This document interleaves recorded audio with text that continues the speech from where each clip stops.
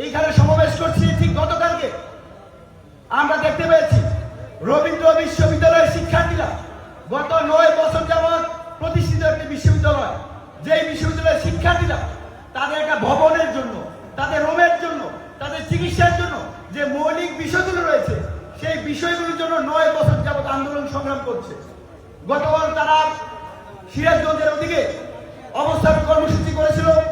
আমরা শিক্ষার্থীদের, রবীন্দ্র বিশ্ববিদ্যালয়ের শিক্ষার্থীদের এই শান্তিপূর্ণ এবং যৌক্তিক আন্দোলনের সাথে ছাত্র অধিকার পরিষদের পক্ষ থেকে সংহতি জানাই, বিশ্ববিদ্যালয়ের প্রশাসনকে আহ্বান জানাই অনতিবিলম্বে রবীন্দ্র বিশ্ববিদ্যালয়ের যে দাবি দেওয়া দ্রুত সময়ের মধ্যে সেগুলো বাস্তবায়ন করার জন্য।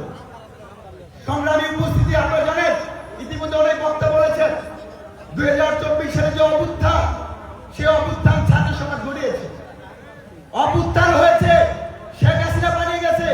এখন আপনাদের দায়িত্ব নিতে হবে এই বাংলাদেশে আর কেউ যেন শেখ হাসিনা হয়ে উঠতে না পারে। রাজশাহীতে আপনাদের দায়িত্ব নিতে হবে এই বাংলাদেশে আর কেউ যেন চুরি ডাকাতি করতে না পারে। এই বাংলাদেশে যে দুর্নীতি করবে, লুটপাট করবে, তার হাত ভেঙে দিতে হবে। যদি আপনারা সেই বাংলাদেশ তৈরি করতে চান, অবশ্যই ছাত্র সমাজের তাদের দায়িত্ব পালন করেছে, এখন রাজশাহীবাসীর দায়িত্ব পালন করার সময় এসেছে। আমরা আগামীতে যে নির্বাচন অনুষ্ঠিত হবে সেই নির্বাচনে রাজশাহীবাসী কি দুর্নীতিবাদ, চাটুকার, দলদাস, ভারতের দালাল শ্রেণী যারা আছে তাদের পক্ষে থাকবে, নাকি ন্যায়ভিত্তিক ইনসাফ বাংলাদেশ করার জন্য যারা লড়াই সংগ্রাম করেছে তাদের পক্ষে থাকবে? সিদ্ধান্ত নিতে হবে। আগামী নির্বাচনে ট্রাক প্রতীকে যে নির্বাচন করবে তাকে জয়যুক্ত করে বিপিনুরের হাতকে শক্তিশালী করতে হবে।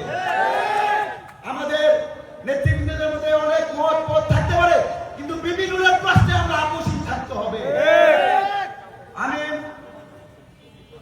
ছাত্র অধিকার পরিষদের নেতৃবৃন্দদের মধ্যে আহ্বান জানাই, ইতিমধ্যে রাজশাহী বিশ্ববিদ্যালয়ের সংগ্রামী সভাপতি বক্তব্য রেখেছেন, সেপ্টেম্বর মাসে রাজশাহী বিশ্ববিদ্যালয়ে নির্বাচন হতে যাচ্ছে। আপনাদের যারা সন্তান পরিচিত যারা রয়েছে, যারা রাজশাহী বিশ্ববিদ্যালয়ে পড়াশোনা করে, ঢাকা বিশ্ববিদ্যালয়ে পড়াশোনা করে,